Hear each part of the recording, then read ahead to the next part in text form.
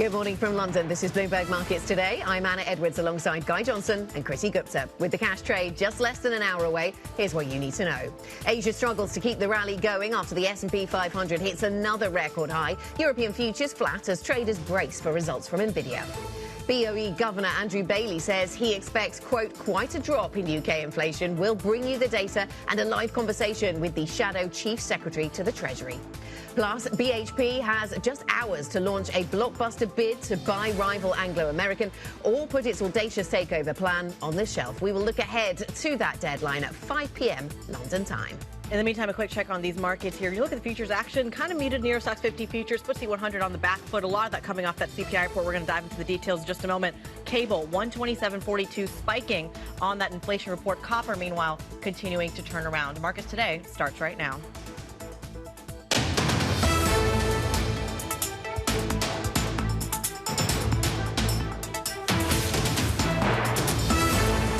We've got an inflation number coming out tomorrow morning. By the way, I don't know what it is tonight, so I can obviously say that. But I do expect quite a drop in the number.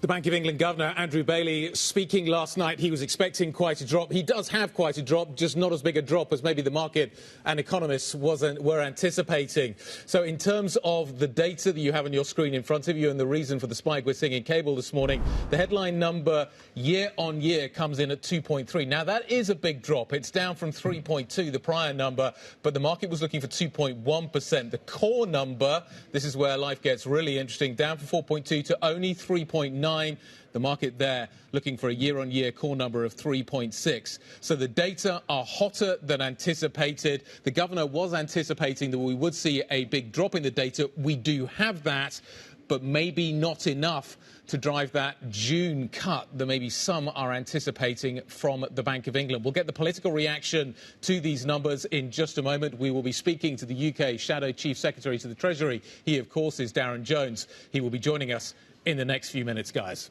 In the meantime, let's take a quick look at some of the events we are following today. Earnings are, of course, in focus alongside all of the macro. The likes of TJX, Target, Analog Devices, all due to report earnings throughout the morning over in the States. And, of course, 1:45 UK time, right back here to the UK. BOE Deputy Governor Sarah Breeden speaking on financial regulation at an event hosted by the European Commission. Just about 45 minutes later, London time, we've got the Chicago Fed President Austin Goolsbee giving opening remarks at the holding company symposium. And 7 p.m. UK time, the fun does not end into the evening. We'll have the FOMC meeting minutes from the Fed's rate decision on May 1st. And then the big event of the week, Nvidia, due to report earnings after markets close over in the States. Is this a micro story? Is this a macro story? We still have yet to discover. Is it a story about air pockets? This is the Nvidia story. Yeah, there's a lot of focus on whether there's a gap between whether some companies hold off on ordering chips from Nvidia because they're waiting for Blackwell, waiting for the new one. And that will be the focus of some of our conversations later on this hour. Some companies, meaning AWS, one of the biggest buyers of Nvidia chips for its servers. And other hyperscalers. Precisely. I think there's a...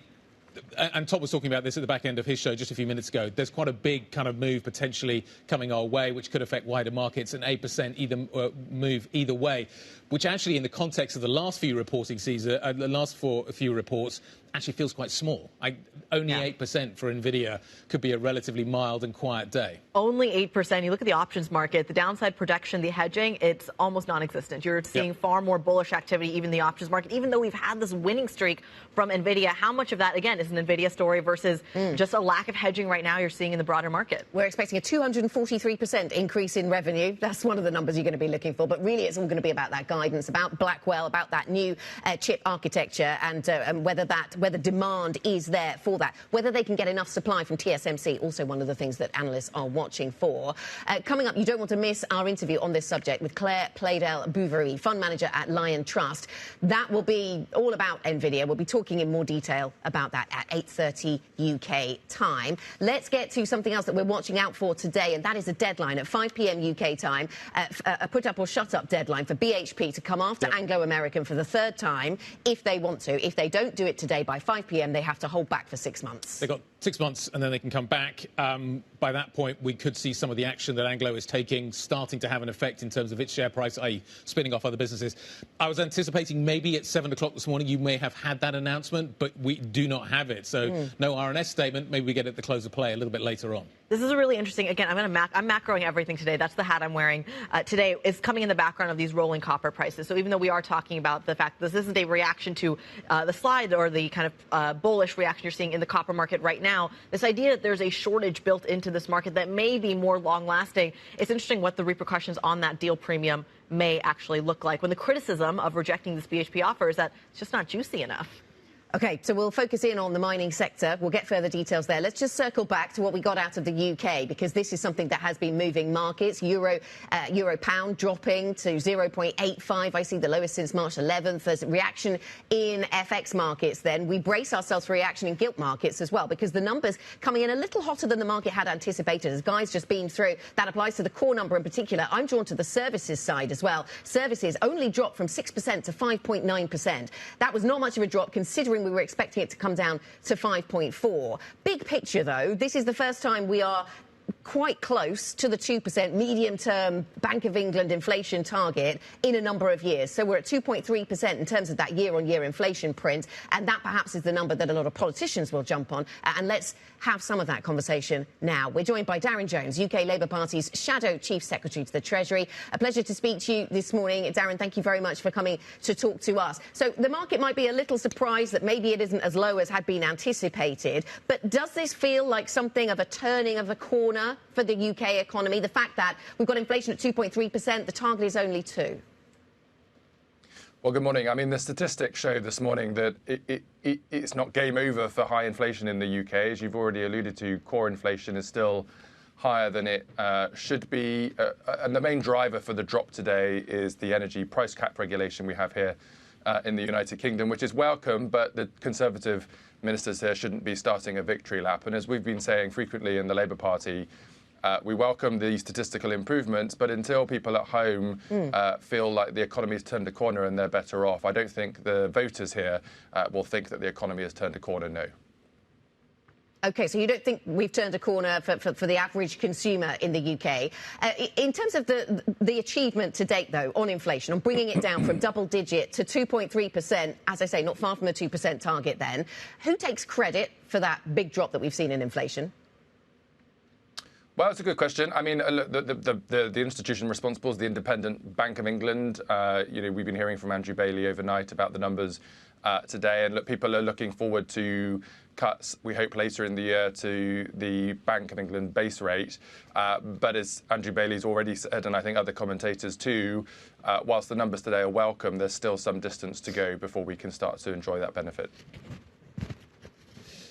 Good morning, Darren. It's Guy. Let's talk about kind of what comes next, therefore. The Conservative Party was talking last week about the fact that were Labour to assume power, that we would see inevitability in tax rises, that you would raise taxes, and that is something that we can almost count on.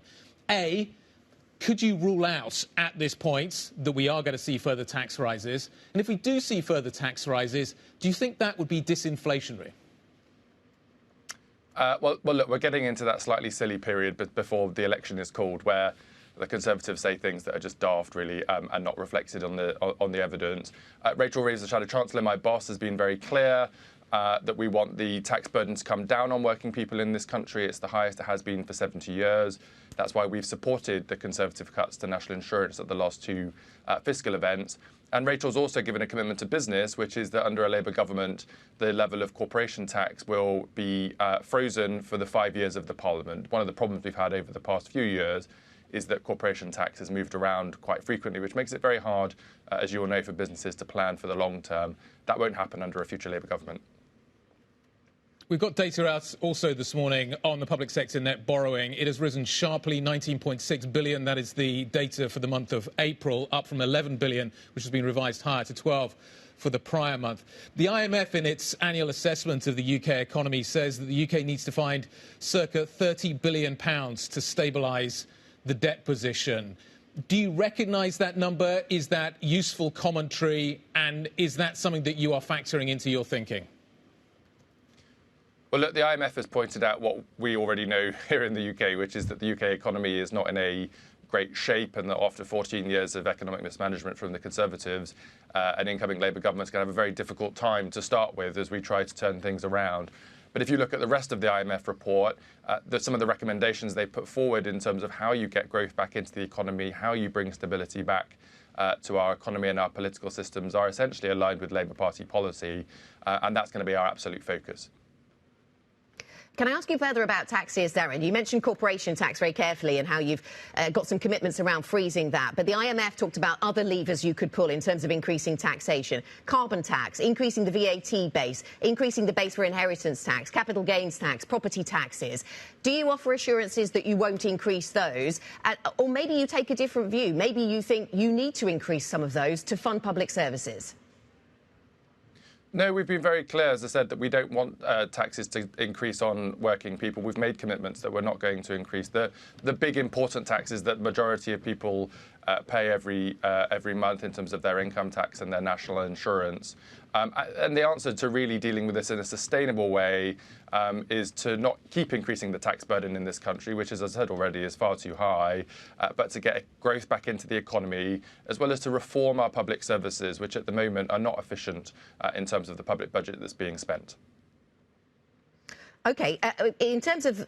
So how do we fix public services, Darren, if taxes are not going to rise? Well, it's not all about spending in public services, if I might say so. Our public services are, on the whole, horribly inefficient, and so it costs more because they're not very productive. Public service reform has not really been on the agenda in the UK for many, many years now. But if you look to my colleague Wes Streeting, who's the Shadow Secretary of State for Health, if you look to Bridget Phillipson, Shadow Secretary of State for Education, if you look at Liz Kendall, Shadow Secretary of State for Work and Pensions, they all talk about public sector reform, both in terms of the way the schemes are designed, but also importantly, the way we use technology to invest in and improve the productivity of those services and the effective targeting of the resources that we have. Now, that will take a bit of time, of course, to roll out, but that is the long-term answer to getting public sector budgets under control, whilst improving the delivery of public services to those that rely on them. We've just got a statement coming through from the Prime Minister's office saying inflation, Darren, is back to normal, quote. What do you think about that? Back to normal. Is that where inflation feels like it is right now? Well, I think Conservative ministers should be a little cautious in their commentary, given that core inflation is still higher than we would like it to be and higher today than we were expecting it to come out as. We, of course, welcome the drop in the energy price cap, which has driven down the headline figure today. But we know that the UK is particularly exposed to international markets on gas prices, which is one of the reasons we suffered so much in the first place. So that's why Rachel Reeves, my boss, is giving a speech today at Chatham House on securonomics and the need for a resilient energy market at home here in the UK to try to prevent those types of spikes in the future. You were just mentioning to Anna the desire to see reform within public services, and that would potentially raise the potential of the public side of the economy and the wider economy as a result. We're spending the morning talking about inflation here in the UK. In some ways, the UK has suffered from inflation more than others because it struggles with productivity. Ultimately, isn't the way that we manage productivity, make the economy more resilient, is to make it more productive? How quickly do you think you can raise the potential of the economy, and how far do you think you can take it? Well, look, there's a number of short, medium and long-term answers to this, but Keir Starmer, the leader of the Labour Party, has been very clear to all of us that he wants to move away from short-term announcements and to roll up our sleeves and deal with the structural issues the country faces, even if that means that goes beyond an electoral cycle. That's why we talk about a decade of national renewal in our country, because we think it's going to take that long to deal with some of these deep problems that we are facing. And look, productivity in the public sector is a difficult job, but it's only government that can get on and do that. But we've also got to help the private sector, whether that's with reforms to the skills and training regime, whether it's around access to technology and technology diffusion, or making sure that people are back being active in the labour market to improve productivity in the private sector too. We heard from the Chancellor yesterday, Darren, Chancellor Jeremy Hunt, talking about some of the comments that the IMF made, and they made this comment around debt and the debt position of the UK. They also upgraded slightly their forecast for UK growth, and he used this to suggest that this was a good reason to shake off the unjustified pessimism that exists around the UK's prospects. Do you think the Labour Party is guilty of unjustified pessimism on the UK's prospects? No, I think the Labour Party reflects the view of the British people, and until we think that the country has gotten back on track and is growing again and providing opportunities to people across the country, we'll continue to highlight the challenges that we think need fixing. Thank you so much. Thanks very much for joining us. Darren Jones, UK Labour Party's Shadow Chief Secretary to the Treasury. Very good to speak to you this morning on the day that we got inflation, yes, dropping a lot, but not quite as much as had been anticipated. Kriti. Yeah, let's stick with some breaking news here. We are seeing headlines crossing the Bloomberg terminal that the UK is fining Citigroup for failures in trading systems and control. Now, they're getting fined by two different regulatory authorities here. The Financial Conduct Authority fining by about about 28 million pounds of fine there because of a trading error that led to a $444 billion basket progressing sale. Now, eventually, the trade was ultimately canceled, but it did result in about 1.4 billion equities sold back in May of 2022. So in addition to that $28 million fine from the SFCA, the PRA, which is in charge of the kind of supervision of banks from the BOE as well, also imposing a £34 million fine as well on Citigroup. So a lot to watch there. OK, we'll continue to watch that sector. We'll also keep focused on the renewable energy space this morning. Coming up, UK energy company SSE reports earnings. They beat estimates. We'll be speaking to the CEO, Alistair Philips-Davies. This is a huge player in the UK and Ireland renewable energy space. So we'll have an interesting conversation there. Politics at the centre of it as well. 8:15 a.m. UK time. Plus, we'll look ahead to Nvidia's quarterly results with Claire Pleydell-Bouverie. That's a conversation at 8:30 a.m. London time with Lion Trust. If you have any questions for our guests, please get in touch. IB plus BBTV Go is the function this foggy London morning if you want to get in touch with us. This is Bloomberg.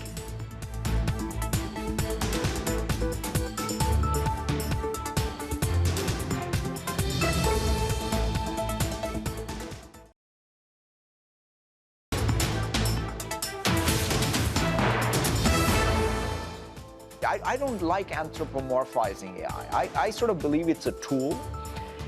It is got intelligence, if you want to give it that as moniker, but it's not the same intelligence that I have, right? I think one of the most unfortunate names is artificial intelligence.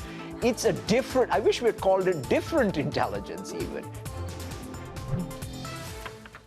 Microsoft Chairman and CEO Satya Nadella speaking exclusively to Bloomberg on the AI story. And I want to stick with that story because it's not just one that's, of course, impacting Microsoft, but, of course, the big earnings story of the day and arguably of the week. Wall Street betting on blowout quarterly earnings from AI leader Nvidia later today. The stock closed at a record yesterday as investors look for evidence that the chipmaker can continue its explosive growth. Let's get more on that. Matt Bloxham from Bloomberg Intelligence joins us this morning. Can it continue its explosive growth? I think in the short term, absolutely. And that's certainly what the market's expecting. So, if you look at the kind of forward quarter, the Street's positioned at somewhere just shy of $27 billion of revenue, which would be around 100% growth year on year. So I think right now they have a real stronghold on the AI chip market. That there's still insatiable demand for those AI chips from a range of sources, and the range of companies that want to buy those chips is growing all the time. So I think in the short term, there's still a really healthy runway. Obviously, as we go forward, there are more rivals for them in the marketplace, and a lot of the hyperscalers developing their own technology, people like AMD coming in. So I think that the market a year on from here maybe looks quite different. But for now, for sure, I think there's huge demand for their technology. Let me ask you about customers here, because I'm reading a lot about hyperscalers, which takes you to AWS, Google, and the like, and what they're doing on buying Nvidia kits to kit out their data centers. And there's been some reporting that suggests that maybe AWS is holding back. It didn't stop the Nvidia share price hitting another record, I think, yesterday. So I'm not sure whether the market is too fixated on one customer. But what role do these hyperscalers play in the story that we're going to see later?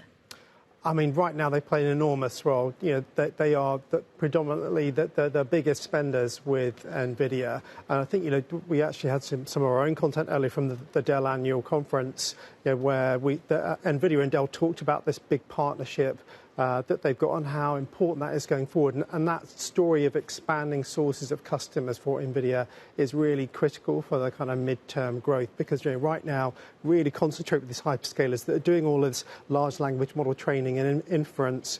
But beyond that, you know, they're looking for governments and enterprises to deploy their own AI technology. And that's what the Dell partnership's about. And it's those kind of partnerships that will give people confidence that, yeah, maybe you're going to get the odd blip where someone like AWS decides to kind of delay to the next technology, or perhaps they spend more on their own chips rather than NVIDIA's, but that you've got this huge pent-up demand from enterprise customers and governments that's going to kind of fill that and sustain the growth midterm. Which is probably why the share price continued to rise, because basically this is still a supply-constrained market. How supply-constrained is it? Very, but I think less so than it was. You know, I think obviously in earlier quarters, you know, very much it was about Nvidia really struggling to kind of meet customer demand, and CEOs of companies, you know, kind of really jostling for position to get to the top of the delivery queue. I think the manufacturing is easing. There's still supply constraints, but it's nowhere near as significant as it was. I think that perhaps flips into the next generation Blackwell chips, where maybe you'll see that kind of cycle run again. This used to be a gaming chip company. This used to be a stock that traded with Take-Two, Activision, Ubisoft, et cetera. The fact that it's an AI story and the fact that nobody can really get their arms around quantifying this, when it's going to end, what the return on investment looks like. When we're talking about competition, is this just a matter of catching up for some of NVIDIA's competitors to kind of cap this really enormous rally that we're seeing? Well, I think they definitely want a piece of the action, you know, and I think, you know, we're kind of really in this first wave of Gen AI evolution. You know, if we go back to what we heard earlier in this week with Dell announcing that all of its laptops and PCs from now are going to be essentially AI focused, you know, that's a whole different type of implementation of AI technology. You know, we're going to see next month what Apple says about its AI roadmap and what happens with the iPhone 16 in September. Suddenly you get more AI technology into consumer hardware, shifts everything again. And then what does NVIDIA do? You know, we heard some hints earlier in the week that NVIDIA might go from just being the graphics processor unit, which has become the AI chip, into actually developing the CPU too. So maybe they kind of start to make bigger inroads into Intel's domain. So, you know, I think there's kind of more and more chapters of this story to play out over the next 2 or 3 years, for sure. Is that how this evolves then, Matt? We see the capex and the benefits flowing to the data center businesses right now, and then it flows to the manufacturers of the hardware, so the PC makers, the phone makers, and then later, you know, into the rest of the economy. Is that how the benefits flow? It certainly seems that way, and I guess, you know, somewhere in there you've got the kind of whole software economy that will start to kind of balloon as well. You know, obviously there's a huge amount of AI kind of apps out there, but, you know, they're all kind of, everybody's kind of playing around, seeing what really sticks with consumers, what doesn't. And if you think of what happened to the Apple kind of app ecosystem from nothing to this enormous economy, which generates huge amounts of revenue for Apple and for the software developers too. That's the other thing. I think as this technology evolves on device, you're going to see another wave of that app development too. Thanks, Matt. Great stuff. Matt Bloxham setting us up for the Nvidia numbers, which are going to be coming out a little bit later. Matt joining us from Bloomberg Intelligence. The market kind of on tenterhooks, but calm, waiting for that data. Coming up, still sticky. UK inflation falls less than expected, fueling doubts about the Bank of England and when it will be able to start cutting rates. Ellie Henderson from Investec is going to be joining us next. We'll see the bond market opening at 8 UK time. I suspect you may see something of a rise in the front-end yields this morning. We'll look for that a little later. This is Bloomberg.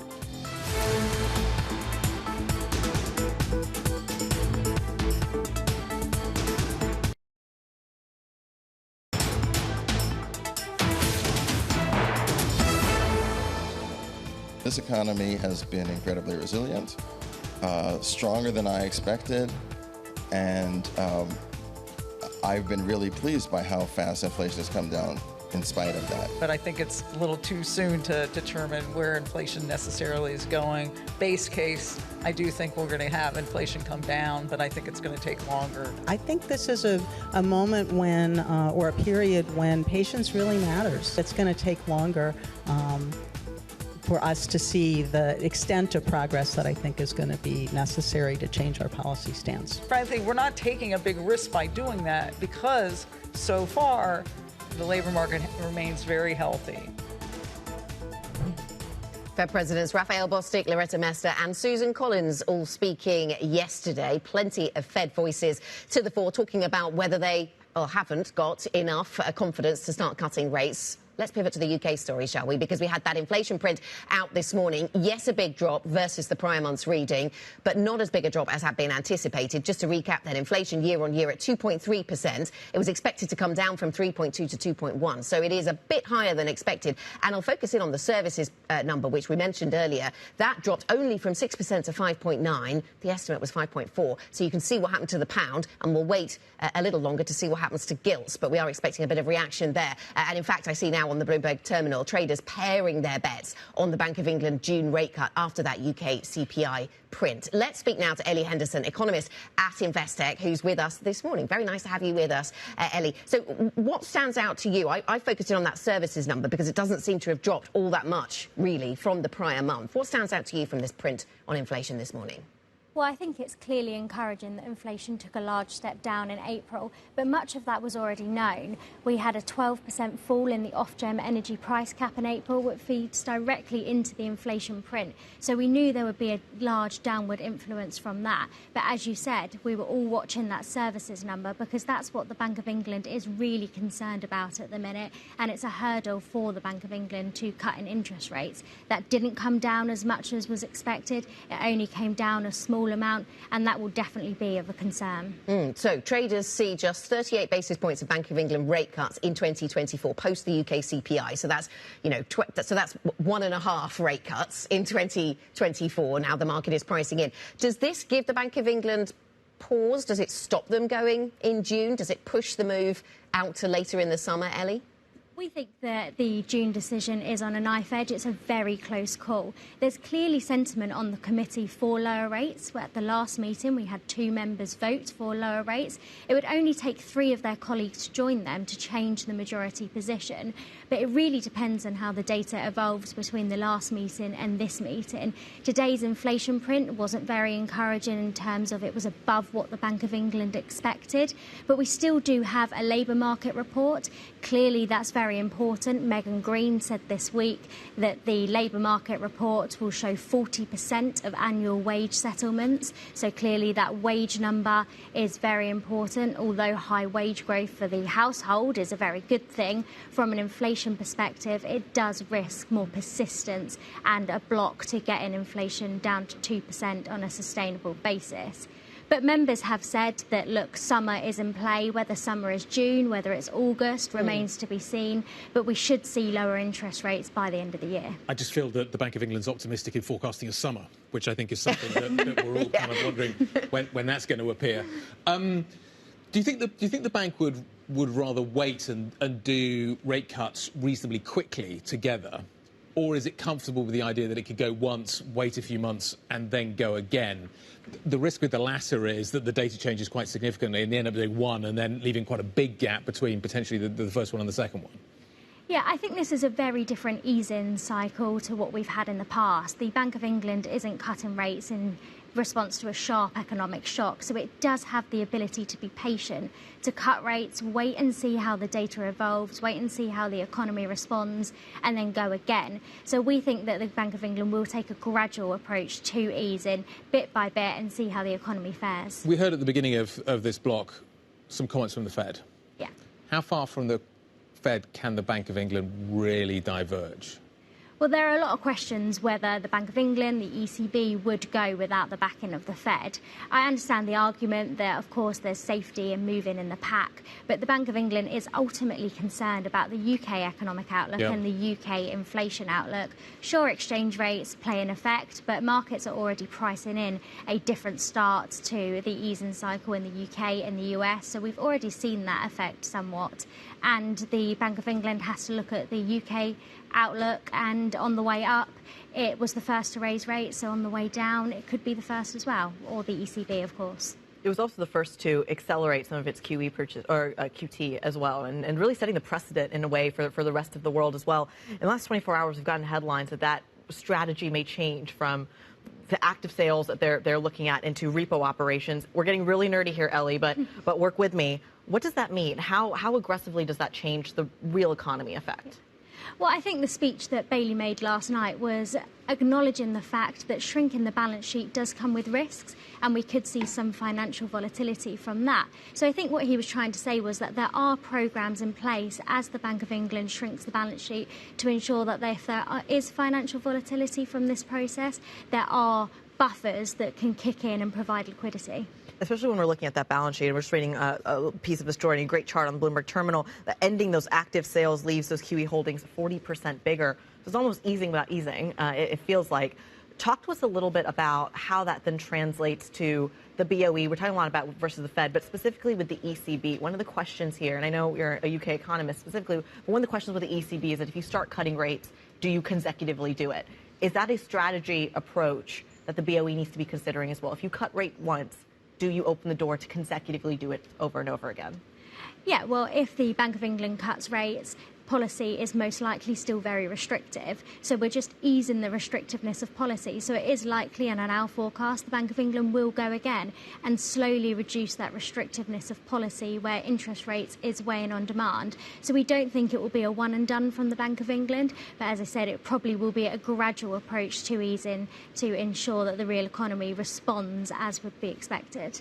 Can I ask you about real wages? Because this has been topical this week, Ellie, and you mentioned what was good for households, getting better real wages, but it does risk persistence in inflation. But then we heard just a couple of days ago from one member of the MPC who was talking about the real wage story and saying recovery in real wages is sort of a precursor to normalisation. So on the one hand, it seemed to me as if that might be inflationary, higher real wages. But he was suggesting actually it comes before you get normalisation of that wage story. How should I think about that? Well, currently we are seeing real wages rise because inflation is falling at a quicker pace than wage growth, so we are seeing real wages rise. And that is one factor why we think that the UK economy has staged a recovery from its recession. It was in recession, albeit a mild one, in the second half of last year. It expanded in Q1, and real wage growth is part of the story. But we do expect nominal wage growth to ease over the course of the year, which should bring real wage growth down with it. How much does the currency matter right now? The fact that we're seeing this consistent strength in cable, even in the pound against the euro as well, how much does the currency matter at the Bank of England, whereas it doesn't really seem to matter at the ECB and certainly does at the BOJ? Yeah. Where does the BOE stand on that? Yeah, well, the Bank of England and MPC members have spoken a lot about the currency and the risk that if the Fed does go for the higher for longer approach, what that does to sterling and how that affects imported inflation. It's something they're clearly monitoring and it feeds into the forecasts. But I think there are also other matters at play. I think the Bank of England really is focusing on the labour market as its key metric at the minute and services inflation interlinked with that. Ellie, great to see you. Thanks for stopping by to update us. Give some instant analysis on some of these data that we are seeing this morning. Ellie Henderson, economist, joining us from Investec. What are we going to do next? We need to get back to the corporate story. Marks & Spencer out with figures this morning. It says it's in its strongest financial health since 1997. This is the British retailer's turnaround finally starts to gain ground. We're going to take you through all the stocks that we're watching this morning. That's next. This is Bloomberg.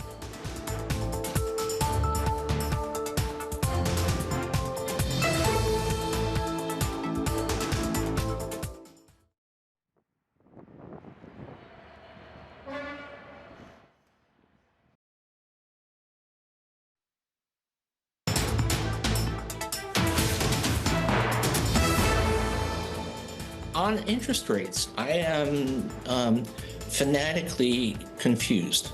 I actually think that you can make a really strong case either way. That we went through a long period of extremely low interest rates, which we thought were grounded in fundamentals, especially demography. And then now we've been going through a period of much higher interest rates with the economy remarkably robust in the face of those rates, have long-run sustainable interest rates. R-star, if you talk to Fed officials, has R-star actually gone up? Or is this just kind of a transitory phase? And I could make a case.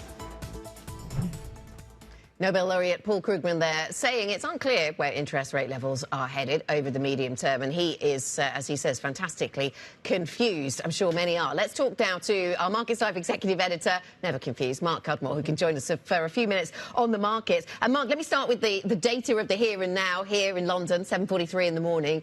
We've just been talking a lot about what's going on in the UK, but interesting to push this forward into the Bank of England and the gilt story. I saw Ven Ram on the Markets Live blog warning us about the asymmetric risks around market reaction to this print today.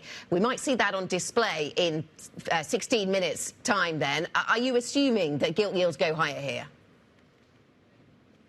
Yes, well, we're already seeing that the front-end pricing is moving higher. We've kind of pushed back where rate hikes are priced for the Bank of England. And I do think this is going to be a global theme of yields drifting higher a little bit. It was interesting, in fact, that on that UK CPI print, we actually saw a little tick higher in US yields. It follows on from the RBNZ hawkish warning. It follows on from the RBA hawkish warning yesterday that you highlighted, Anna. And it's this idea that, hey, central banks are getting nervous on the inflationary path.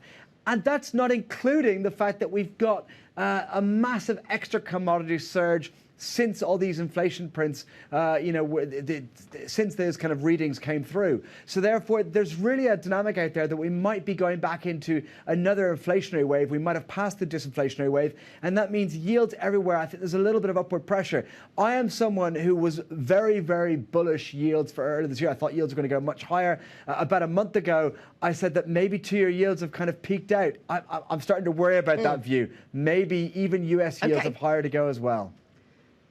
OK, yes, so the RBA, the RBNZ, all at least having conversations about higher rates. Nobody thinks that the UK is doing that right now, but it's worth thinking about where that global rate story goes, as you say. Back to stocks then, Mark, and we wait for Nvidia, and these Nvidia numbers dropping at a time where we've seen new records on US stocks.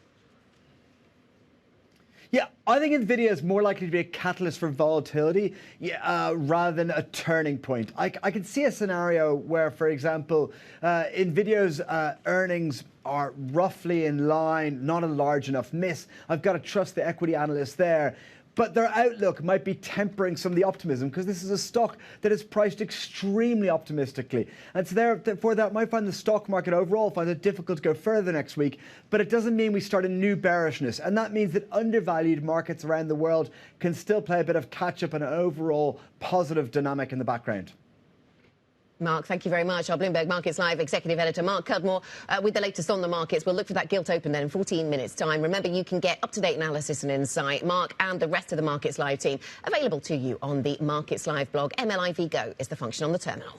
And plenty of macro data, of course, that we're watching, but plenty of micro as well. Tesla sales dropping to a 15-month low in Europe last month. Registrations dropping 2.3% from a year ago to fewer than 14,000 vehicles during the month. Bloomberg's Oliver Crook is all over and joins us right here on set. Ollie, walk us through the data here. What do we need to know? Yeah, so at the top line, we saw European car sales rise by about 12% in the month of April, which is actually pretty strong. Year to date, it was only about 6%. So what we've been seeing kind of on the macro for car sales is we saw that first quarter, and we heard this from the car makers, really kind of slowing down. That's really picked up in April. So that's sort of the top line there. If you break down into the category of cars, battery electric vehicles, they were up about 15% in April.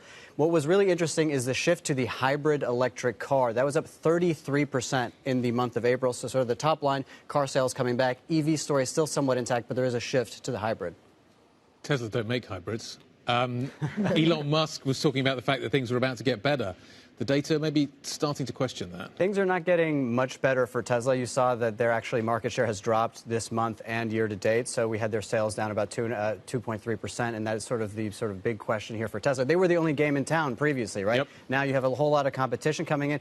All of this as we're expecting in about 2 weeks' time, the EU's report on the Chinese EVs and the tariffs coming in. That is going to loom large over this. And really, let's also remember, about a fourth of the cars from Tesla sold in Europe are coming from China. And as Schultz pointed out, half of the EVs coming from China right now are actually European brands. So that is going to send an absolute shockwave through the European auto sector when it comes through. You're normally to be found in Berlin, normally to be found in Germany. Let's talk about the German automakers. How nervous are they going to be about the idea that China decides to reciprocate when it comes to tariffs if the EU goes down that route? They will be extremely nervous. They've openly said that they want open markets. They do not want tariffs. While this is sort of in theory meant to defend the European auto players, the Germans have not asked for this. Scholz has been very reticent about this. I mean, I've been down to the Mercedes factory down in Stuttgart. Absolutely beautiful, huge establishment. That's where they build all of these Maybachs with these big engines that now the Chinese are threatening to put 25% tariffs on. Those go to China. Those are extremely high margin, super valuable vehicles. These are all the unintended consequences that we're going to see go through this entire industry. Ollie, thanks very much. Bloomberg's Oliver Crook, usually in Berlin, this week here in London. Pleasure to see you here on set with us. We will go now to an update on stocks that are in focus. Joe Easton has that from our equities team. Lots to talk about this morning then, Joe. Where do you start? Morning, Anna. So we're going to start with Marks and Spencer's, who says today that they are in the best financial health since the late 1990s, with a jump in profit and their first dividend since before the pandemic. They're seeing broad sales growth across both food and the clothing and home business. We thought we'd bring up the split here. We can now see food around double the sales in clothing and home, just seeing how far they have progressed in that area. Now, we have seen that stock pretty much recover from the 2022 drop. That was spurred by the rising interest rates. This year, pretty much unchanged for the year. But that big rally last year, I mean, it's not far off its record highs for M&S. And lots of buy ratings on this stock, including Morgan Stanley, who actually lifted their price target already since this report this morning. And we're seeing some calls for strong gains on M&S at the open in London. There we see on the screen 14 buys and just 2 sells on that one. Then staying in the UK, we've got British Land out today. This is the real estate investment company with lots of properties around London. They are reporting a rise in profit up around 2% for the full year. Occupancy as well, pretty interesting, 96% full in the campuses business. That's the office part, and also retail almost completely full as well. Some of the key portfolio assets that they have is Broadgate Circle, that's over near Liverpool Street. It's home to UBS and a load of other restaurants as well. And we've got Paddington Central and Regent's Place in the west. So they're really spread across London, but doing pretty well in terms of those. We'll take a look at the long-term share price, though. They have ridden down the value of a lot of their assets over the past couple of years. Given the rise in interest rates, we can see over 3 years down 24% for British Land. And this is, of course, due to the rise in Bank of England rates. Just as a reminder of what those have done over the past couple of years, we can see that rise there. And, of course, today, with that hotter-than-expected UK inflation number, traders actually paring back forecasts of rate cuts for this year, so potentially that might even take the shine off these earnings this morning. Then we've got big news on M&A. A deal looks like it is going to collapse. Schneider Electric over in France, no longer looking to buy Bentley Systems in the US. They say the deal has been mutually terminated. Transactions were not agreed on that deal. They are committed to their capital allocation priorities, so saying they're kind of going to continue returning cash rather than doing this deal. Now, Bentley Systems had a market cap of 19 billion almost at yesterday's close, so this is huge news in terms of that deal not going ahead. And in fact, Schneider Electric shares did actually fall slightly when this news first came out. They've recovered a bit since then, but it could be taken positively that they'll have all that cash to do in terms of maybe dividends and share buybacks instead of this deal. But also, when the US market opens, keep an eye on Bentley Systems. That's set to be a faller, given this deal collapsing. We will see some movement in that one, I'm sure. Keep an eye on that one, and Schneider Electric in Paris today. Joe, thanks very much. Our equities reporter Joe Easton there. And talking of electricity, we're going to be talking to the CEO of the British power generator SSE, big player in renewable energy here in the UK. We speak to Alistair Philips-Davies at 8:15 UK time. That is coming up shortly then on this programme. I just wanted to mention a couple of other sectors that could be in focus: food, wine, even aircraft manufacture. After we heard from China, Beijing hinting via state media, but hinting that there could be retaliation against the European Union in trade disputes on these kinds of sectors. So we talked about cars with Ollie, but other sectors could be in play here. Particularly, I wonder whether they could go down the road of pushing this into the sort of the Airbus bailiwick.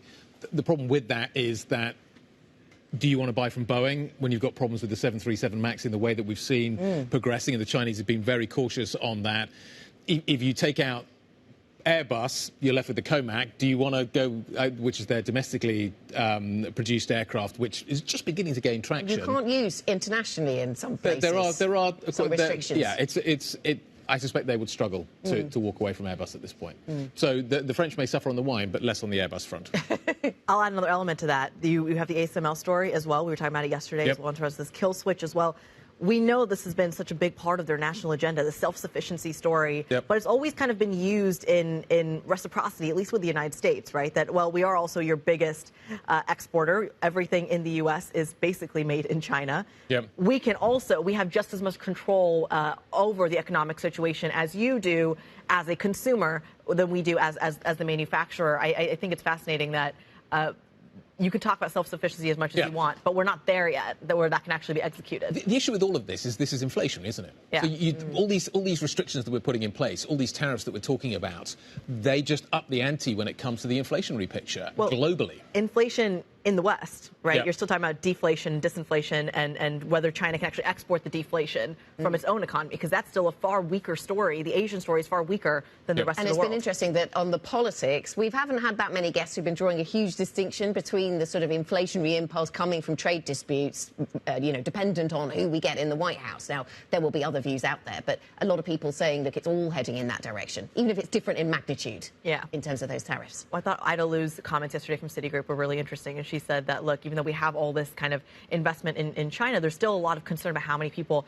actually want to access the Asian public markets as well. So that's just one thing that we're going to be monitoring, alongside plenty of the corporate stories. We're still on watch for plenty of deal flow, any sort of announcements coming from BHP, Anglo, and of course what's happening at the bond market in just a few minutes' time. But of course, the equity market open is next. Futures pointing lower. Stick with us. This is Bloomberg.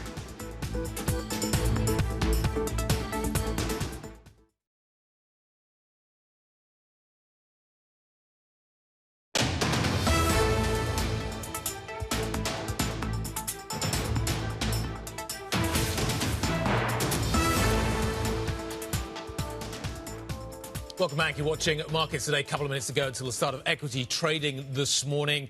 In some ways, though, equities playing second fiddle to what we're likely to see, certainly in the UK in the bond market this morning, following that surprisingly hot print on the inflation front. The CPI data, I suspect, may have an impact at the front end of the gilt curve. We're already seeing a repricing when it comes to the Bank of England. In terms of equity markets, I think we're on hold, kind of waiting for Nvidia later on. We do seem to be, don't we? In terms of the futures story, then, for the US, we're entirely flat. So certainly that does suggest we're waiting for Nvidia, touching new highs on stocks yesterday, a new high on the Nvidia share price, as we wait for such an important piece of data, piece of the jigsaw puzzle as to how quickly we can accumulate and distribute the benefits of AI technology. So it does feel like from an index level, that's what's driving the action. It's the macro, it's the CPI story, the fact that the FTSE 100, at least in futures action, is underperforming the broader market. We still have the eye on the commodity space, don't we, though? The miner story, BHP, Anglo, do we get more of an announcement from them? Anytime soon, but also how much does the macro feed into that? Hasn't the copper rollover, the gold rollover as well, and the lack of action, I would argue, in the oil space been driving the mining sector as either the leadership of the FTSE 100 or even the laggard and the weight of it? A few stocks we're going to be watching out this morning. SSE looks like it's beaten. We're going to watch out for that and the impact that has, and we'll be talking to the company a little bit later on. Sir Michael is back, a little halo effect around M&S this morning. Got to be old enough to know what I'm talking about there. Says it's in its best financial health in decades. Sales rising quite nicely across the board. OK, that's certainly one to watch. We've had some quite upbeat commentary coming through from some in the retail sector, all about that real wages story, though. We talked about that with our economists in the first hour of the programme and how much that matters right now, but will fade later in the year, is the Investec view. We're just getting these European markets open then this morning. In terms of where we are on the European trade, the FTSE 100 out of the gates and flat. So we're digesting the corporate earnings stories here in Europe, but also waiting for the Nvidia story. Down 0.1% then on the FTSE 100. Other markets just yet to open, down 0.4% on the FTSE. I'm watching the UK two-year climb. Drop, yields climb. Yes. So we're currently up, there we go, 11 basis points, 12 basis points.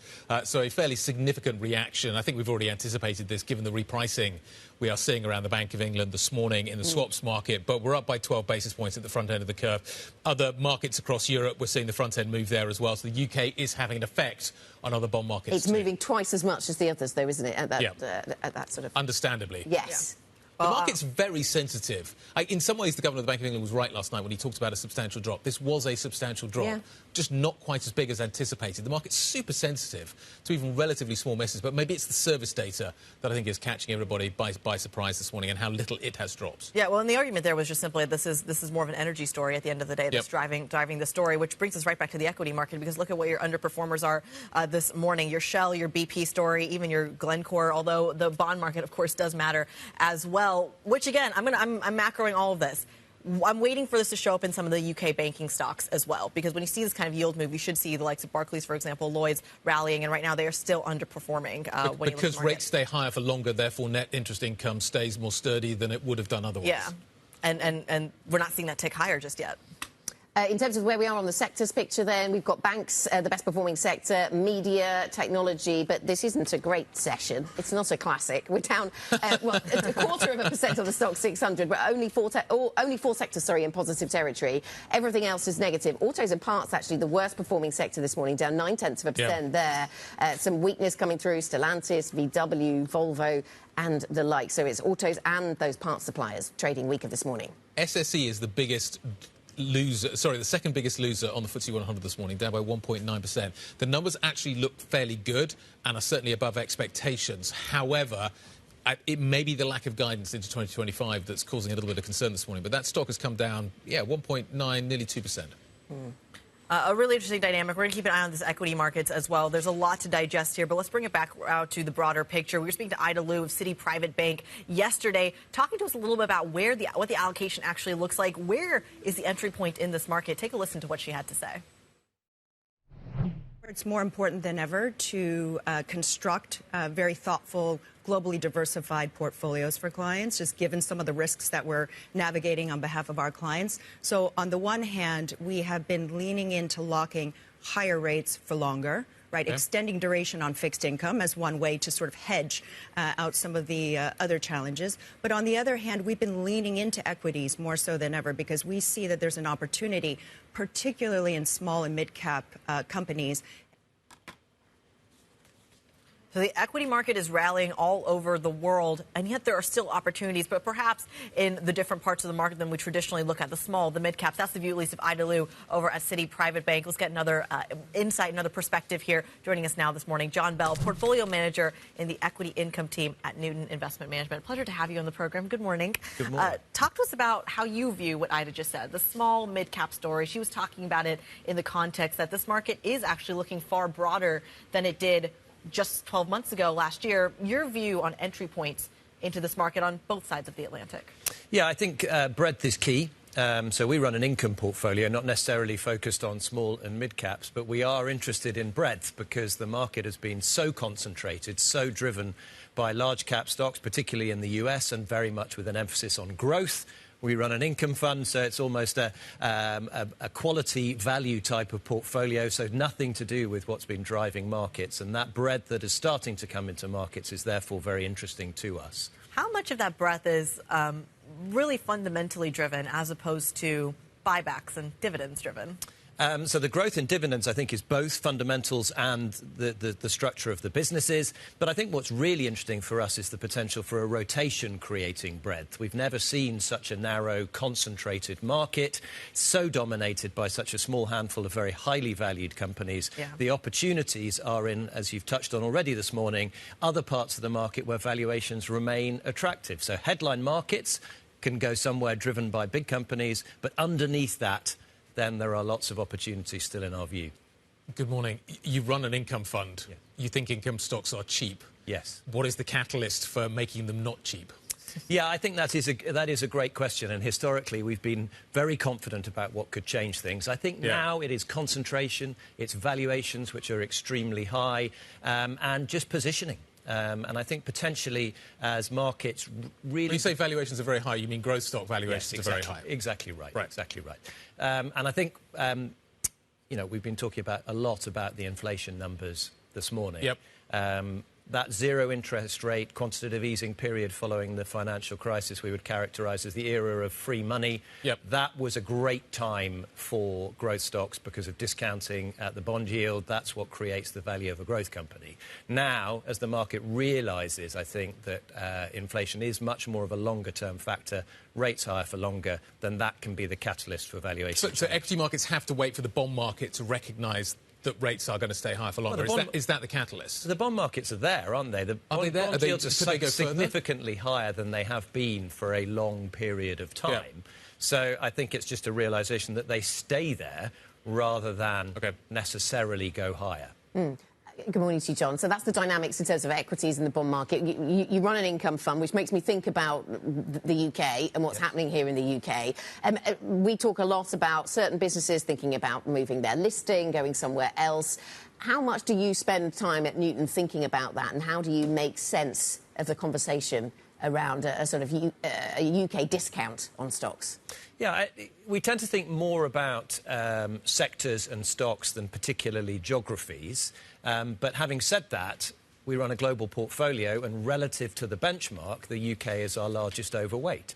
And as a generalisation, and I'd probably categorise this across Europe, actually, global companies listed in the UK and in Europe are cheaper than their US peers. As a result, global companies listed in the UK consider moving to the US because they get a higher valuation, and we have seen that happening. From our perspective, that doesn't matter too much where the company is actually listed, where it's domiciled. What we're interested in are its prospects relative to its valuation.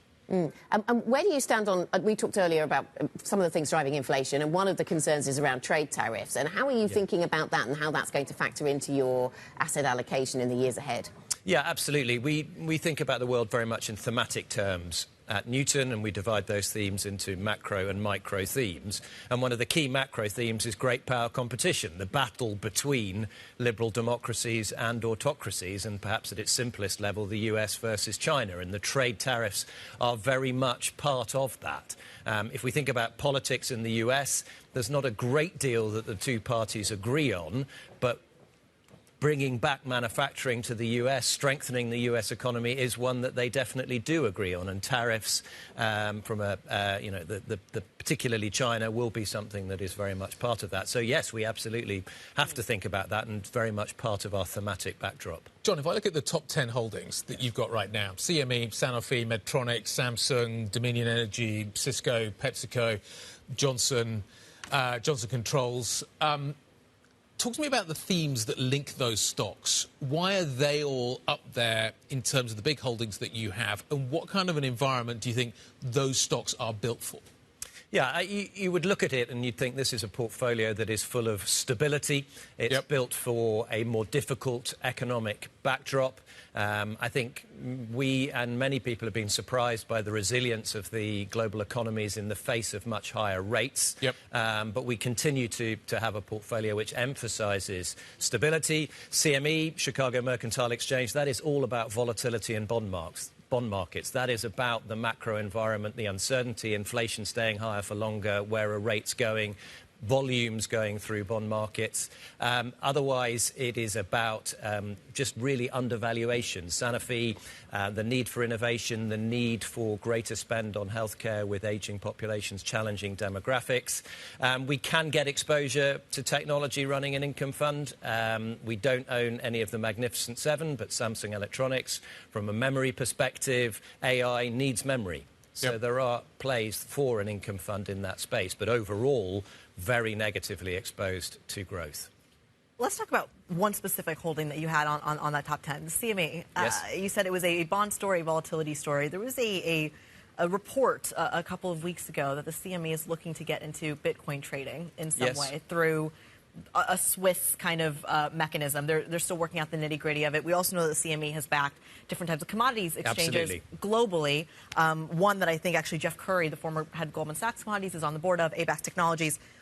How successful can that be? Is this a proper way to go when you're looking at a world where commodities, Bitcoin, if we're going to include in the commodities basket, is such a volatile, almost scary place for a lot of investors to go? Is there really appetite for that kind of investment? Well, I think it's about trading, isn't it, really? It's about people trading in these commodities, trading in fixed income, trading in Bitcoin. So someone facilitating that is in a different position from someone who's absolutely, encouraging. Exactly right. So it is about being the intermediary. It's about using your technology to benefit from volatility and from trading activity. So I think diversifying the business into areas where there is a lot of trading is definitely the right thing to do. You don't see market crashes, for example, or anything as a risk to that, like retail involvement, for example? Well, in terms of what? Being predatory in some way on retail investors. It can go wrong very quickly and hold the market maker responsible, no? There is reputational risk, but at the end of the day, if you're in the intermediary space, then I think you should be relatively protected. We're all in the volatility business. Exactly. John, great to see you. Thanks for stopping by and seeing us. John Bell, Portfolio Manager at Newton Investment Management. Thank you very much indeed. Quick look at the Core 6 here in Europe, just to give you an idea of what is happening. Keep an eye on Schneider this morning. The Bentley acquisition looks like it is no more. So that stock certainly reacting to that in a positive way. But broadly, European equity markets drifting a little lower this morning, and some of the big cap stocks certainly a big part of that. Interesting to see ASML a little bit positive, though, going into the Nvidia numbers. But broadly, we are seeing some weakness across Europe. That's picked up a little bit of speed. Let's get some more details on some of the other stocks that we're watching so carefully this morning. Joe Easton has all the details. So Marks & Spencer's really saving the day for UK stocks at the moment. We're up around 8% at the moment as they report that big increase in sales growth. The food business outperforming Home, but Home also doing pretty well. It's their 12th consecutive quarter of sales growth, and that is leading the gains in the UK and actually lifting Ocado as well, though that one actually ticking slightly lower at the moment. Bit of volatility in that one. That is their joint venture partner. Also some positivity in Tesco's as well. Next, slipping very slightly. But the big thing today is, of course, this hot UK inflation data. We're seeing the rise in gilt yields this morning, and that is weighing on a number of sectors in London at the moment, in particular the home builders, the weakest sector in the UK at the moment. We'll take a look at a couple of those stocks because it is red across the board at the moment. Barratt Development, Taylor Wimpey, Persimmon, Bellway, all of those coming down. Now, interesting to note, we will actually get another CPI reading before the next Bank of England decision, which doesn't come until late June. But even so, the market reacting to this and reducing their forecast for rate hikes, and that is weighing on your home builders this morning. Then in terms of another sector in focus, we're over in Germany looking at autos following these headlines that potentially there could be more tariffs from the Chinese on the auto sector. Potentially 25% is a headline that we're seeing, citing some of the earlier European Union reports as well. We're seeing Mercedes down 2.8%, BMW falling as well, Volkswagen, Porsche, all of them getting hurt on potentially more concerns around tariffs. So that is a weak spot in the European market. Then in terms of miners, the countdown is on. BHP has around 9 hours left to make a final firm bid for Anglo American in the put-up or shut-up deadline under UK takeover rules. We'll wait to see if we get any headlines on that. Copper prices are weakening today as well, so we're seeing some declines across those, but the big thing will be Anglo and BHP. Will we get a statement from them? We'll wait to see if that comes out, but we would expect something might hit the wires later today. In terms of Schneider Electric, you mentioned earlier there, Guy, that one did see a bit of movement at the open over in Paris. Very slightly higher, potentially some relief that they won't be doing this massive deal for Bentley Systems over in the US. We'll keep an eye on that one in the pre-market New York trading, set to be a bit of a decliner. Finally, we'll look at a couple of earnings. British Land had some numbers out. That might have been a bit higher if it wasn't for that UK inflation data. The earnings look pretty strong. Scottish and Southern Energy, SSE falling. Bit of concern around their wind energy business is what the headlines are suggesting. Swiss Life got some earnings out of them. The assets under management are declining. And in the biotech space, Evertech over in Germany. That one gaining a little bit following their results today. Finally, just one morning call to bring you. It's DSM. This is a maker of nutritional products. They're spinning off their animal nutrition business, and Morgan Stanley likes this one.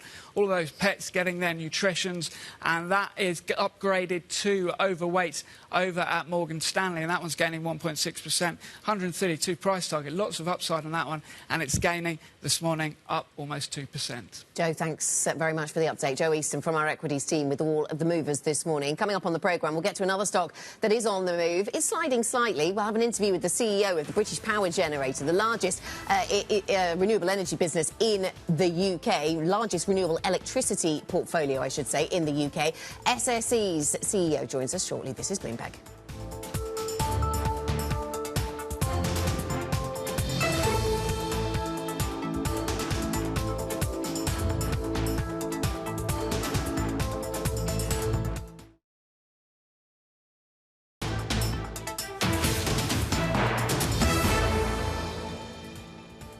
18 minutes into the equity market session here in Europe. As you can see, a little bit of red on the screen. It's not a lot. We are waiting for the Nvidia numbers a little bit later on. I think as a result, equity markets to a certain extent are becalmed this morning as we wait for those numbers from the chip giants. We are seeing a certain tick up when it comes to UK front-end yields as we factor in the inflation number that we have seen this morning. That inflation number brought, though, largely lower in the big picture as a result of energy prices that have come down fairly sharply, which brings us on to our next conversation. SSE, Scottish and Southern shares down this morning, a little lower this morning. This is the power generator, which has the largest renewable energy portfolio in the UK and Ireland.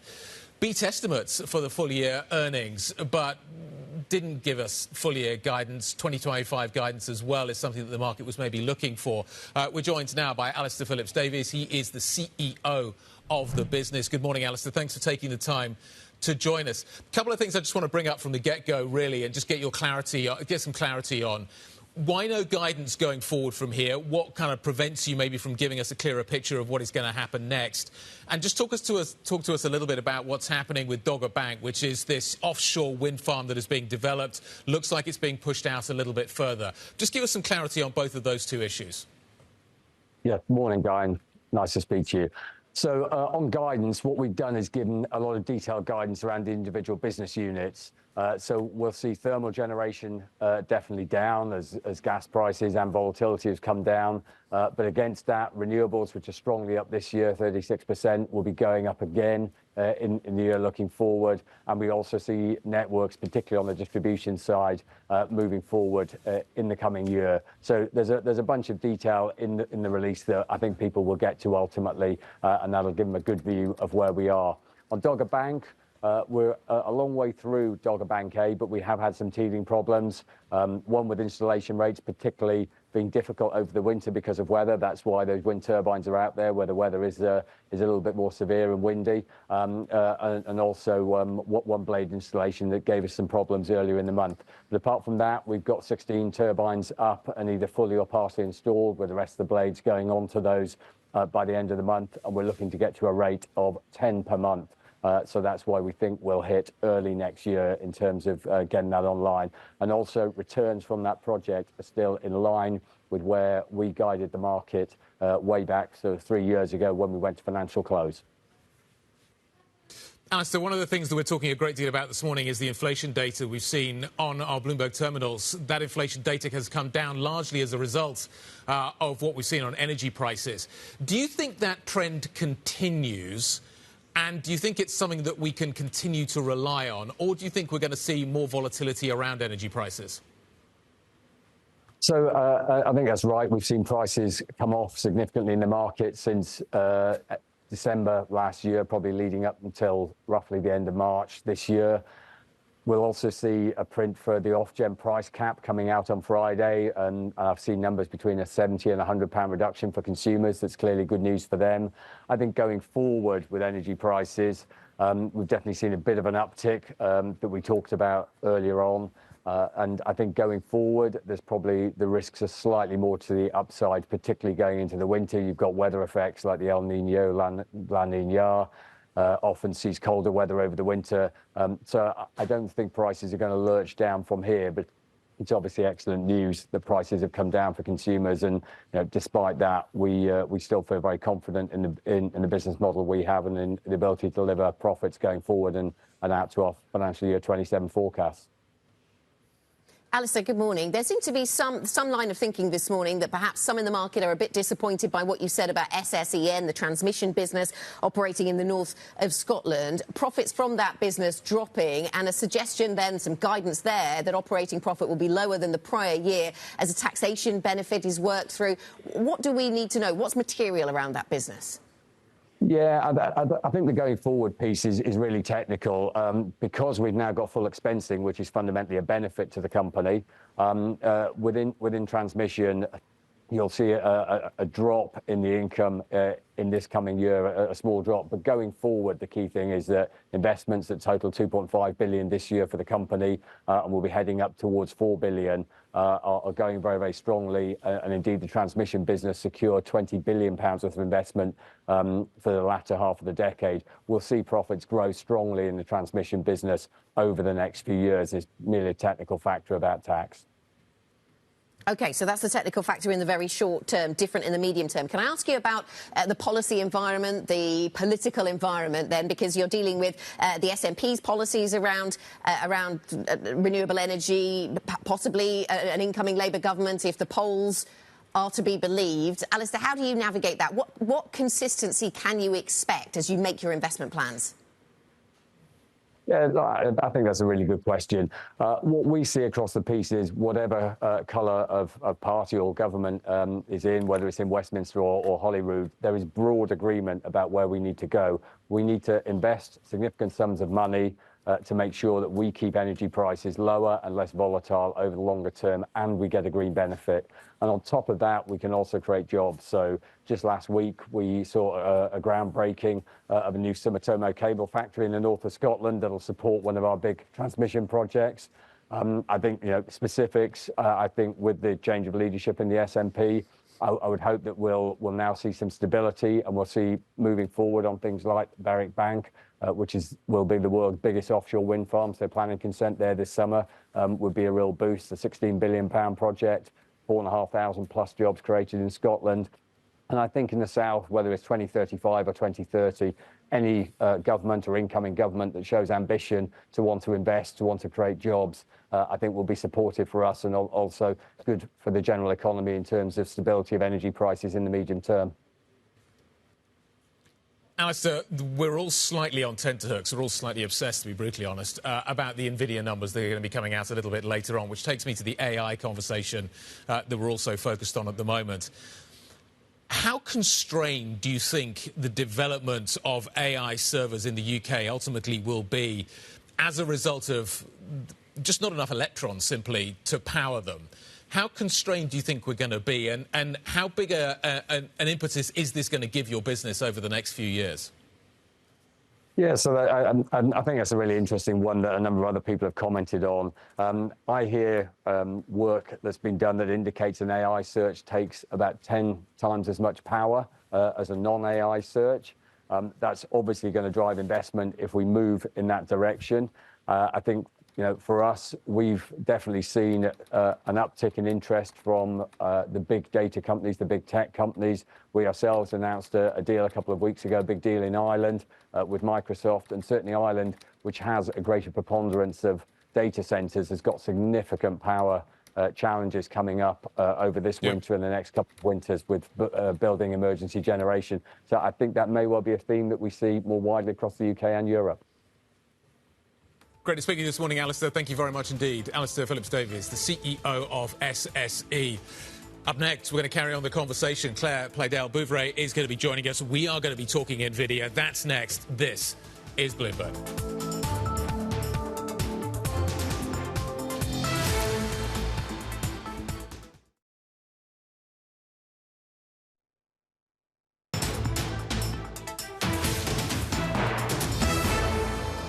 AI is everywhere except in the numbers. Nvidia has been the big winner so far. There haven't been a lot of other big winners on the spend. There's a lot of spending going on, but it hasn't trickled down in a way that's rising the whole tide, right? So there's a lot of AI dollars out there, and they're being captured by various businesses. But what's been surprising to me is that the overall IT spending is sort of flattish to down. Morgan Stanley chief U.S. equity strategist Mike Wilson talking about that AI spend, saying it's everywhere but in the numbers. Wall Street, of course, betting on a blowout quarterly report driven by artificial intelligence leader Nvidia later today. It's the macro and the micro event of the week. The stock closed at a record yesterday as investors look for evidence that the chipmaker can actually maintain the explosive growth it's been seeing in its share price. Joining us now, Claire Pleydell-Bouverie, fund manager at Lion Trust, who, of course, has Nvidia as one of his top holdings, joins us this morning. Now, we're going to get into the nitty-gritty. I hear Guy has some very nerdy questions to ask you. I'm curious about it from a liquidity perspective. Nvidia stock has rallied. They're sitting on massive amounts of cash. We're talking a lot about AI and the fundamentals and when we're going to see an actual return on all of this investment, because the time frame seems a little hazy here. How much of the Nvidia rally is really a liquidity story as opposed to a fundamental AI short squeeze story? Morning, it's great to be on again. I mean, when we're thinking about the ROI on this accelerated compute build-out, it's actually very compelling. So if I'm a cloud service provider investing, say, $1 billion in a data center fit with Nvidia AI kit, this translates to around $4.5 billion over a 4-year time horizon. So that the ROI is very compelling. And when we think about what's drawing that through from an end user perspective, it's the ROI from this AI software. In Microsoft Copilot, this really blew us away. Gartner have done some fantastic research on this. But the ROI for Microsoft Copilot is 1.5 days. So you invest in Microsoft Copilot, you get your money back after just 1.5 days and some. And it's this immediate productivity uplift that we all as users experience that is really catalyzing this arms race by big tech to build out the AI infrastructure. I mean, we see $3 trillion in AI infrastructure spend over the next 3 years based on this demand pull. So that's the AI story then. We had Matt Bloxham of Bloomberg Intelligence there saying that there's this potential for Nvidia to expand even further, going into CPUs, for example. What does that possibility look like, given its transition from being a gaming company to, or gaming chip company to a AI chip company, basically, has been so enormous and so fast and so speedy? How quickly does that broader expansion happen? So we are seeing Nvidia already really extend its position up and down the technology stack, innovating to really just continue driving down the cost of compute. And this has involved venturing into CPU territory. You know, we think about the Blackwell, which is Nvidia's newest computing architecture, ramping in the second half of this year. It's using ARM CPUs within that, but this is all part of a much broader innovation.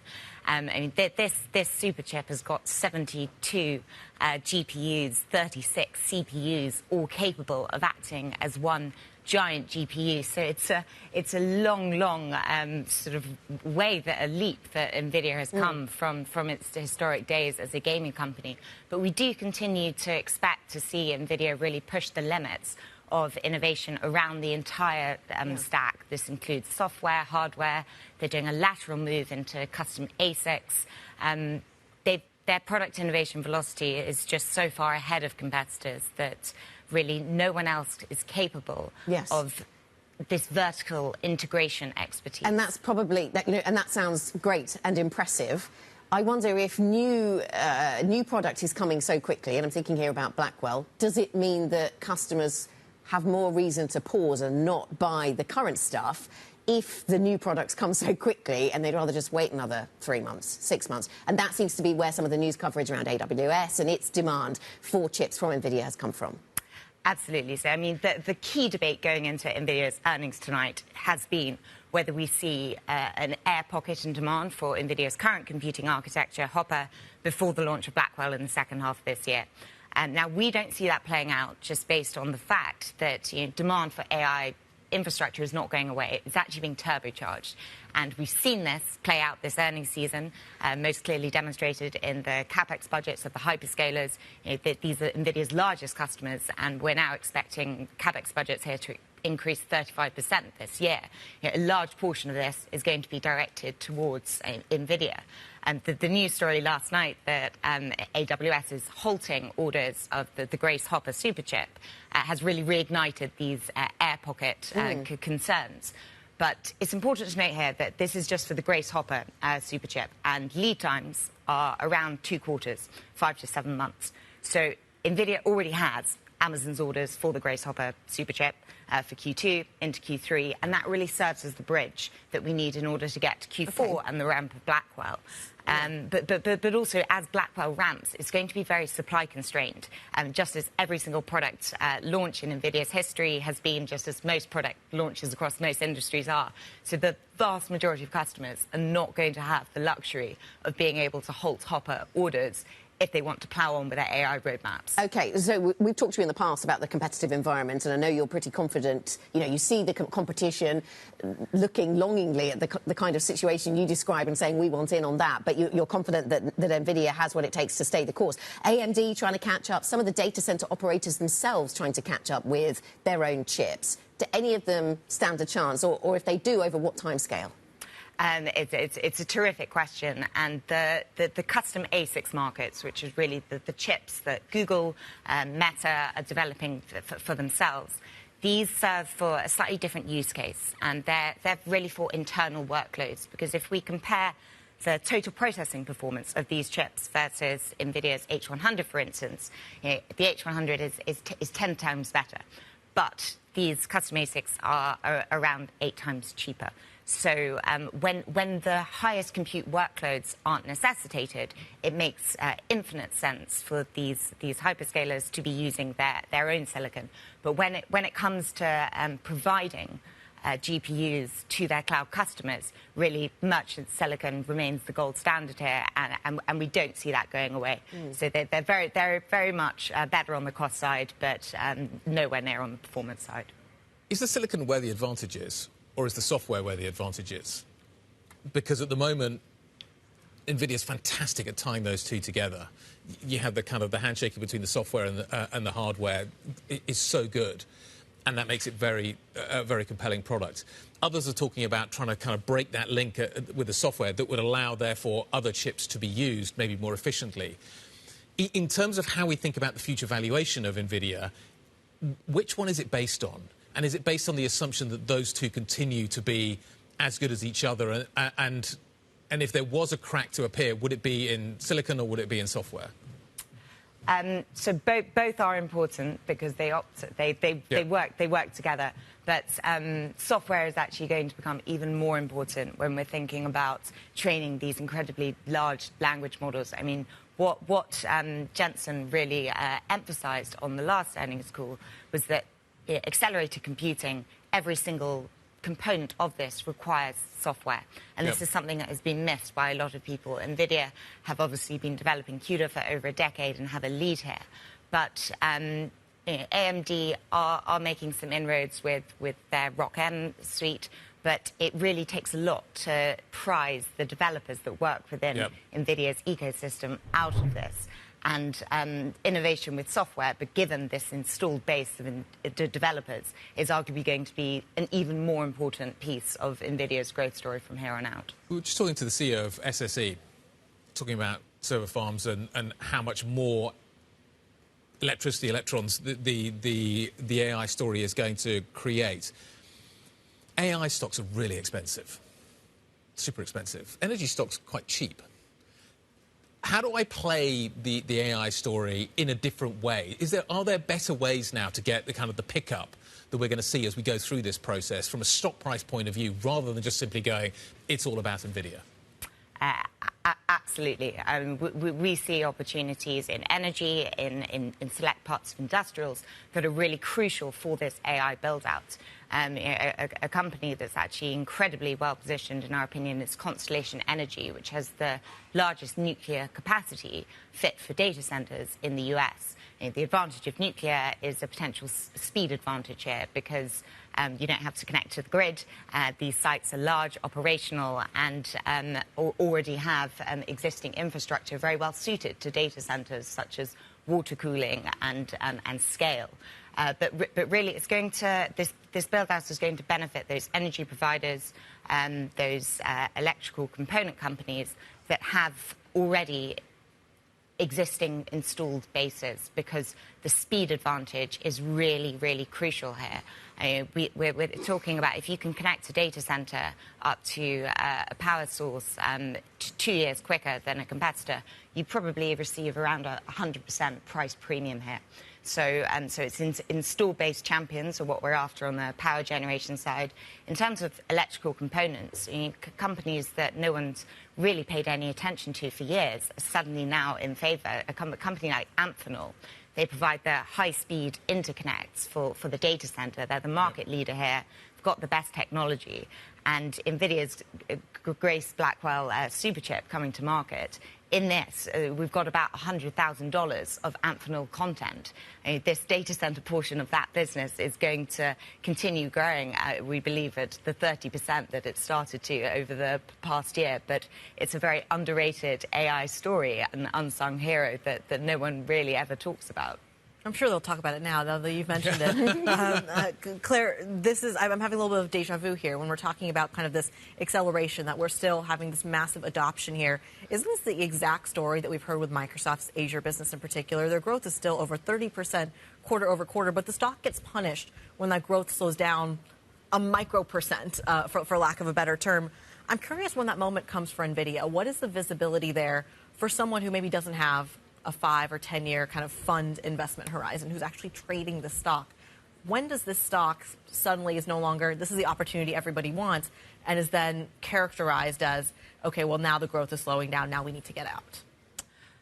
So we have a five-year investment horizon, and this accelerated compute build-out, we believe, is a 5 to 7 year sort of time frame. We think that 2027 is going to be sort of the crucial milestone where the first stage of this AI infrastructure build-out really sort of comes to fruition, where we're going to see AI deployment achieved at scale for the first time.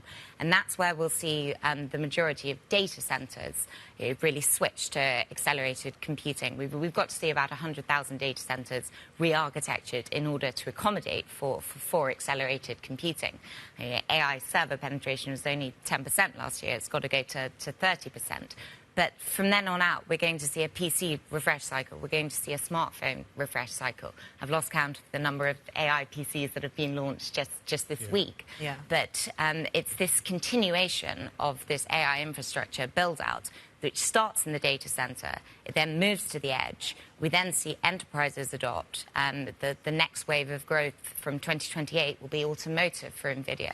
So as long as we don't see sort of these waves dovetailing in sort of dramatic fashion, we don't think that there's a lack of a growth engine for the company anytime soon. I mean, getting in on a shorter term horizon, there's obviously going to be volatility around the stock price. Expectations move up and down. We tend to invest in Nvidia when sentiment is low, and trim it when sentiment is too high. OK, thanks so much. Thanks for joining us, Claire. Really good to speak to you. You got me looking up the Amphenol share price here. It's made gains over the last few years, maybe not as much as Nvidia, but thanks very much for joining us. Really good to get that wide-ranging conversation around the Nvidia story. Claire Pleydell-Bouverie, fund manager at Lion Trust. More ahead. This is Bloomberg.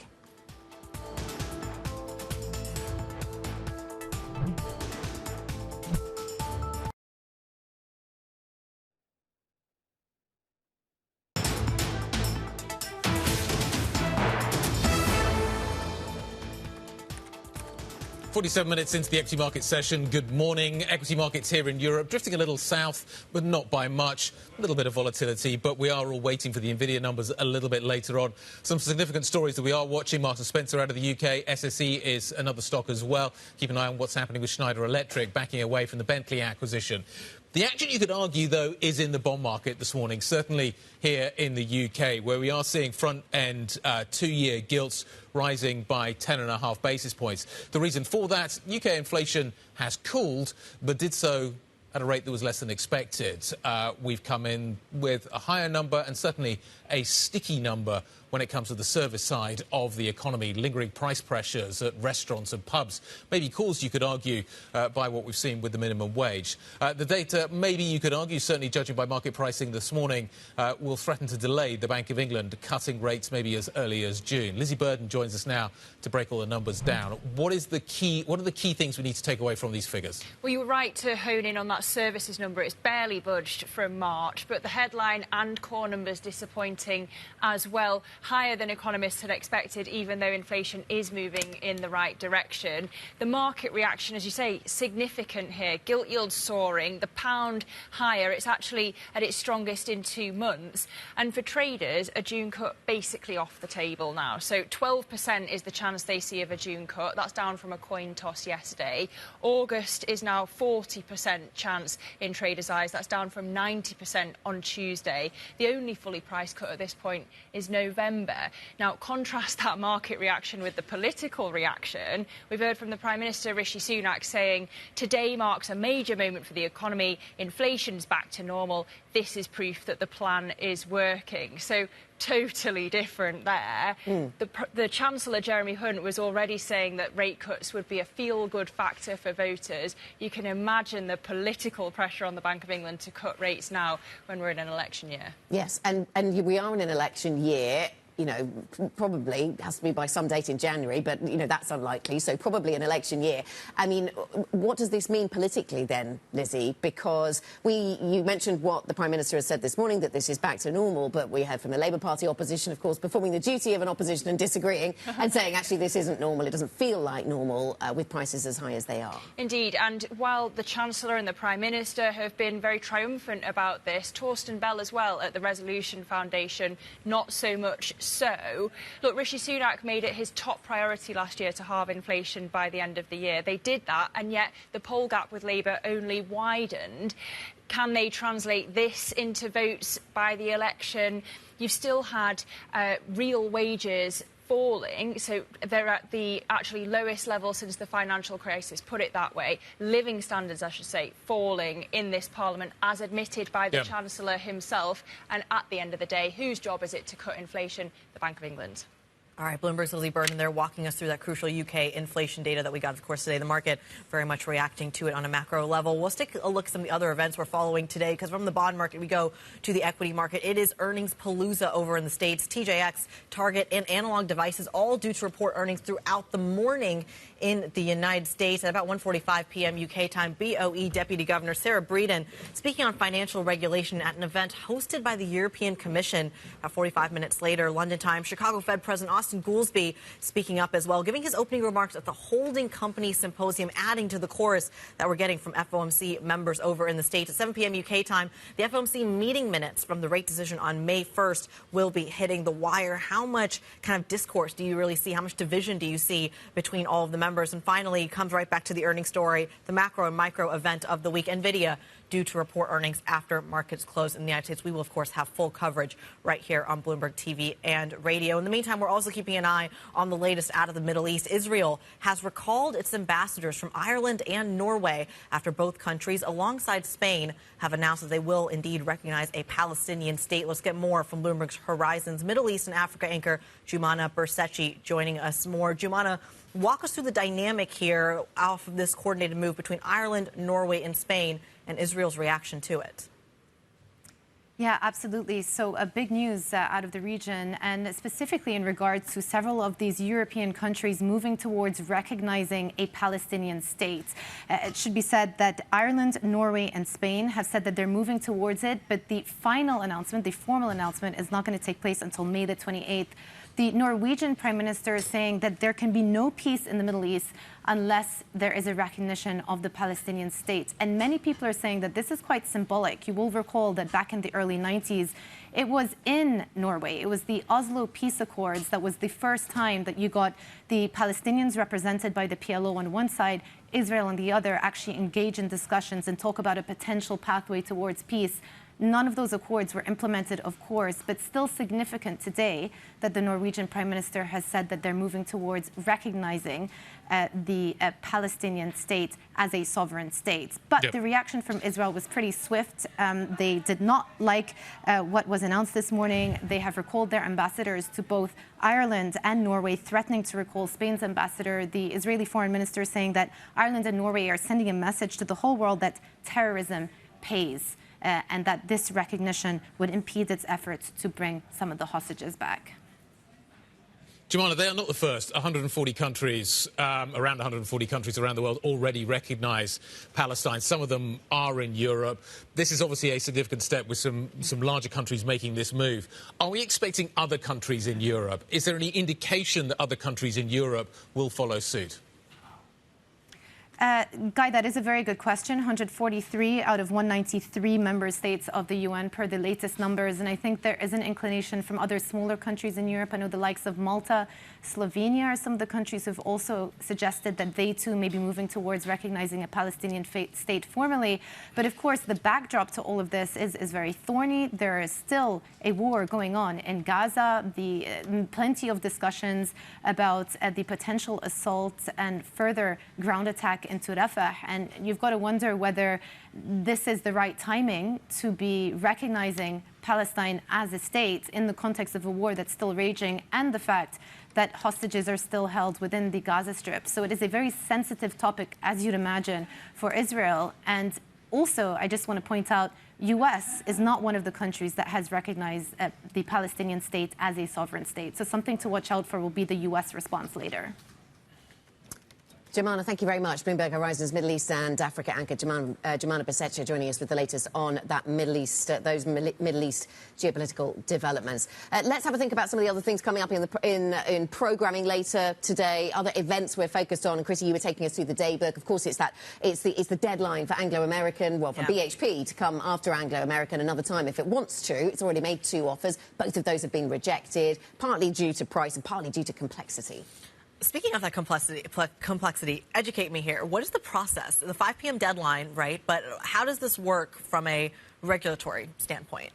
If you don't put an offer in, you don't get to make another offer for another 6 months. It's called a put up or shut up deadline. Yeah. So there's no kind of active hostile takeover. There's restrictions. I think they've already indicated they won't go hostile. So I think that's probably they've taken that off the table. But it basically means that if they don't make an offer today, they are restricted from doing so for the next 6 months, which presumably could be something that would open the door to others. So we haven't had, at the moment, they're bidding against themselves, BHP. So if they don't put another offer in today, if they don't confirm the offer today, then others presumably can come in over the next 6 months and make offers. So it puts them in a difficult position. And it's worth saying it's being watched because of the symbolism here about 2 things. One, copper and the role of copper in the new economy and all that as a transition for the energy transition. It's such a big story and it comes at a time where we've seen new records on copper prices. But it's also heralding a new wave of M&A if it comes, if we get another offer, if it's accepted. And we haven't seen big M&A deals for a decade or so within this space. So I think that's why it's taken on such significance, both here in the UK and for the wider basic resources sector. I'm curious what kind of pushback it gets, though, on that regulatory front. We're talking about it in just the deal flow, but let's say this deal comes to fruition. Let's say there is some sort of premium that is locked in. Who pushes back against it at a point, to your point, that we're already seeing these kind of contract issues at the LME, over in the Shanghai Exchange as well? This could get tricky. There was some Chinese news this morning that the Chinese were dialing back their buying at this point because of the pricing. So you know, there has been, that could be an area. But there's been this gap between the physical market and the financial market in copper for a while now, which just seems to have grown. Maybe it starts to come in. Anyway, we're done for the day. There's some really big events coming up throughout the day. Nvidia, what's happening with BHP. The Pulse is going to continue the conversation as we work our way towards these critical events. Big move in the bond market this morning, certainly here in the UK. Keep an eye on the effects of that around the world as well. Anyway, enjoy the rest of the day. This is Bloomberg.